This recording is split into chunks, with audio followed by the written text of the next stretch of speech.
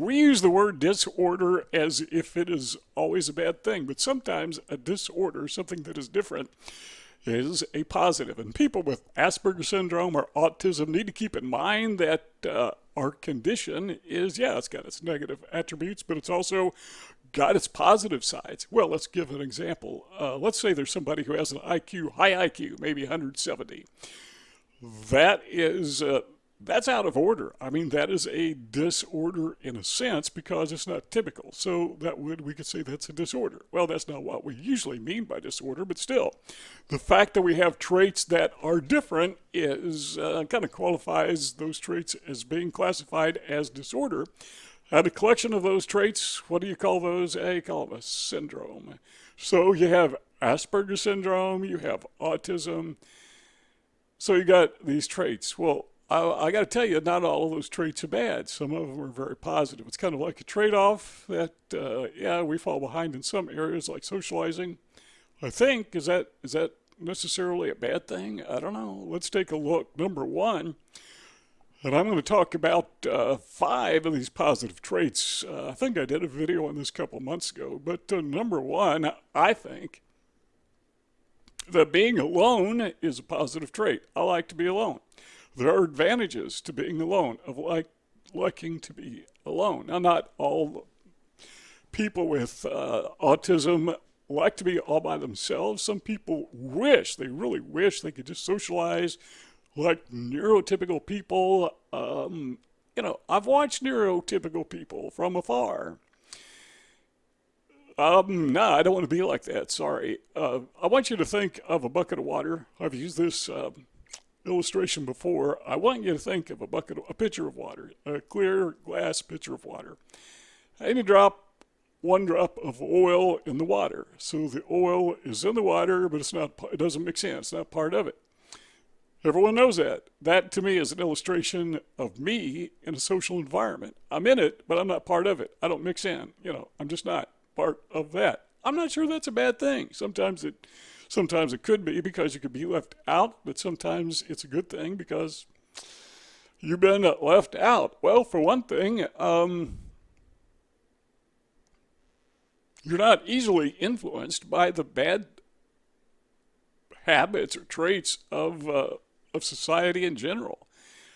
I am 60, I'm almost 70 years old. I'll be 70 in a few months. And there are some things that I just, traits of neurotypical people that I never picked up on, such as smoking. I've never smoked in my life. Have no desire to. If you smoke, it's your business, not mine. I don't care. I've never tasted an alcoholic beverage, not one single drop, never. Now, if I had been socially acclimated, probably in my teen years, and I'd hung out with the, quote, wrong crowd, unquote. It's always the crowd's problem, right? Someone has a problem with their teenager. Oh, they got in with the wrong crowd. Well, that's what the parents of the other people in the crowd say the same thing. They all got in with the wrong crowd. Parents got nothing to do with it, right? But you get in with the, quote, wrong crowd, unquote, and the wrong crowd wants to drink alcohol. They want to do illegal drugs. They want to experiment with tobacco. I don't know why I say experiment, but they want to use tobacco. And you go along with it because of peer pressure. But when you're alone, who cares? You're not participating in that. That pressure to do stupid things is not there. Now, I want you to think of a group of teenagers, and I want you to think of peer pressure for just a moment. And I want you to think of positive peer pressure. When did a group of teenagers ever get together and say, let's do something positive, and you have pressure to do that? Yeah, it happens. I mean, believe it or not, there are occasions where a group of high school kids will get together and they say, let's go clean up this neighborhood. Yeah, they actually do that sometimes. But my experience, remembering back in the days when I was in high school, I never saw that, at least not much of it. Usually, if there's a group of teenagers doing something positive, it's being led by an adult. It's not self-directed. But when you're alone, you're not part of that self-directed crowd that will get you in trouble. You don't become a delinquent, so to speak. And another thing I like about it is being alone is you're really not a slave to fashion. And people with Asperger syndrome and autism, we tend not to be given to fashion. Some autistics are really good, in the arts, and they're really good at style and fashion. Some of them just excel in that. But I think most of us, at least based on my observation, we're not real picky about our hair. And if we are picky, at least in my situation, if you are picky, you do it wrong. I was real picky about my hair when I was younger. I had to have every hair in place. It was the wrong place. I mean, it looks silly, but at least I had a can of hairspray holding it where I wanted it. But we're just not good at that. I don't know about you, but I like to wear clothes that are comfortable. Now, in some situations, yeah, I put on a suit. And it's kind of fun to look good for a change.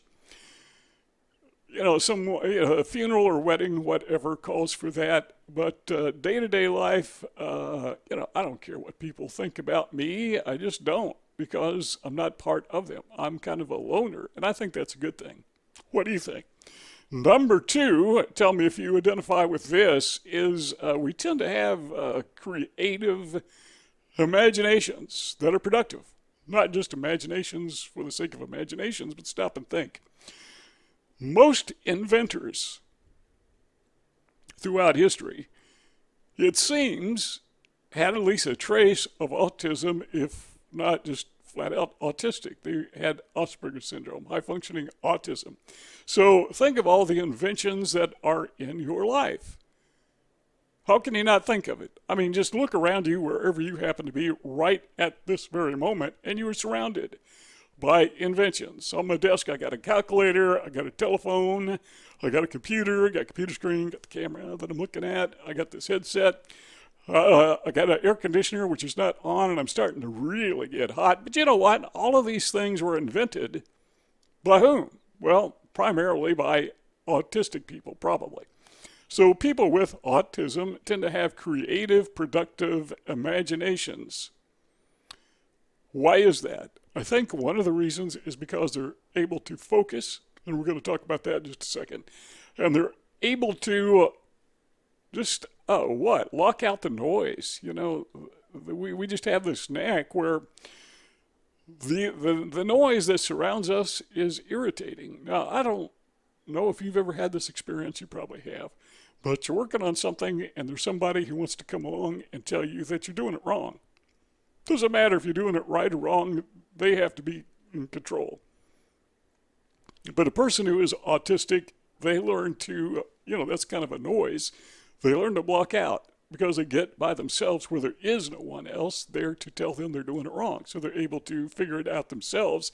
And these people, kind of arrogant, narcissistic personalities, they like to tell everyone else how to do it, even though they have no idea what they're talking about, or maybe they do. It doesn't matter. They want to be in control. Get alone. You don't have those people. It may take a little bit longer to figure it out because you don't have this guy looking over your shoulder, wanting to take credit for everything you do. But when you get alone and work on this project, whatever it happens to be, you can take credit for it, and you can take pride in the fact that you did it right, and that whatever it is maybe will be a benefit to others. Could be something simple as, painting a picture. Well, when you're done, hang it on the wall, and, it's a benefit to other people. They get to enjoy your art, right? So we have that creative imagination. Number 3 is a flat effect. We're just not easily manipulated. And people, they feed off each other's body language. Now, I told you once before that there is a statistic, I don't think it's really reliable, but it says like 70% of human communication is nonverbal, basically body language, the way that we use our hands, the way expressions we make with our face. Been around a dog, he communicates by raising his ears or, raising his tail or lowering his tail. You're reading his mind by his body language. People do the same thing. Well, the challenge for neurotypical people is that those of us with Asperger syndrome, with autism, we tend to have a flat effect. They have a difficult time reading us. That's one of the reasons a lot of people don't like us, is they can't read us. Well, if they can't read us, that makes us hard to manipulate because they don't know what we're thinking.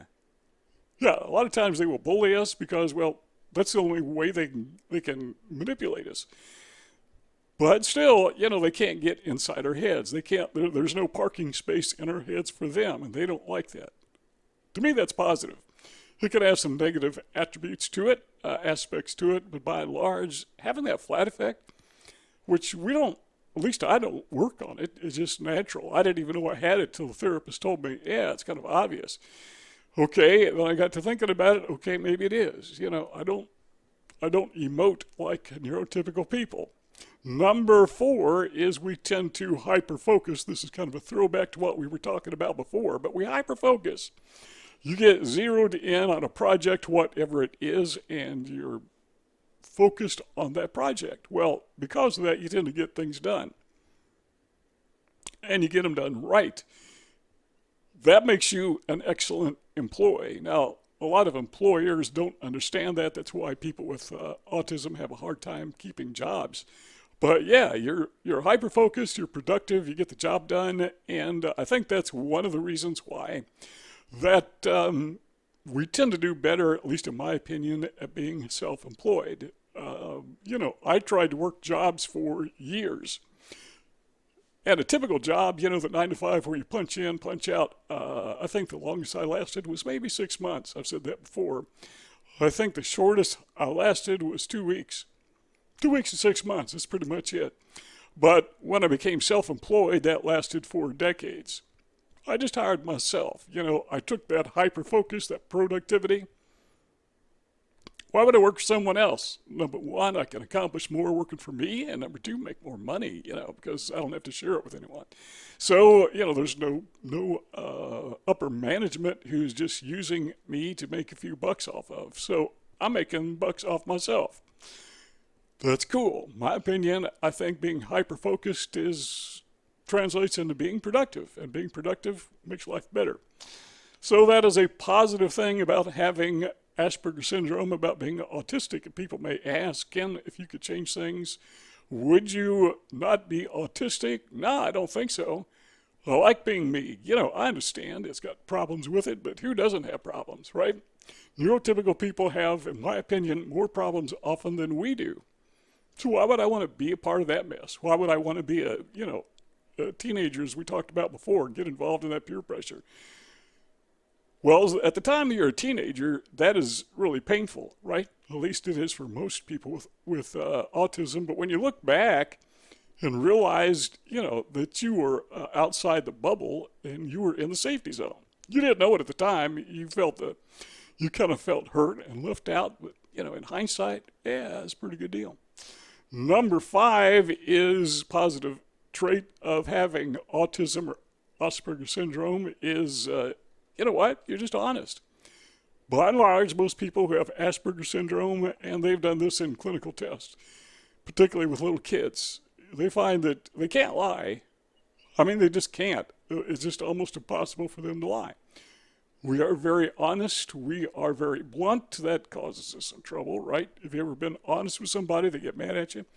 Well, that's the way we are, but what's the benefit of being honest? Well, you live in a real world.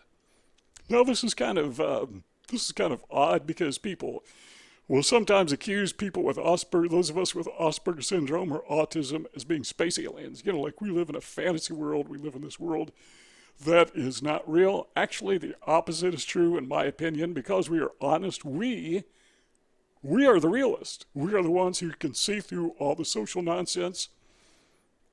We understand the form follows function. We get it.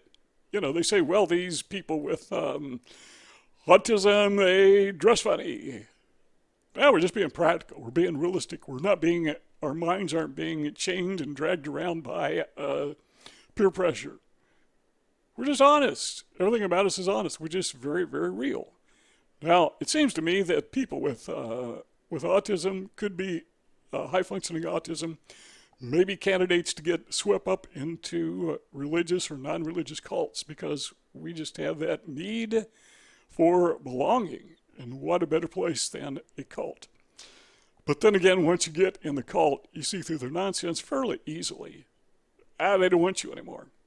So you're out. So if you have Asperger syndrome, you have autism, and the cult comes knocking on your door, and they're trying to recruit you, you may fall for it initially, but they're going to figure out real quick that you can see through their nonsense because you're honest. You're a realist. You live in a real world. They don't. They live in a make-believe world. So I want you to imagine that we live on this alien planet where everybody lives in an imaginary world. But there are some of us with a strange superpower that we can see through it all. It's kind of like we have those glasses, that you put on. I forget the name of that movie. And you can see things the way they really are, only these are not glasses. These are our eyes. This is natural. We can see through the nonsense. What a powerful trait. I mean, give that up. I don't think so. No, not for $1 million. See those 2 rectangles on the screen? Click one of them. Let's keep talking if you want. If not, thank you for stopping by and see you guys next time.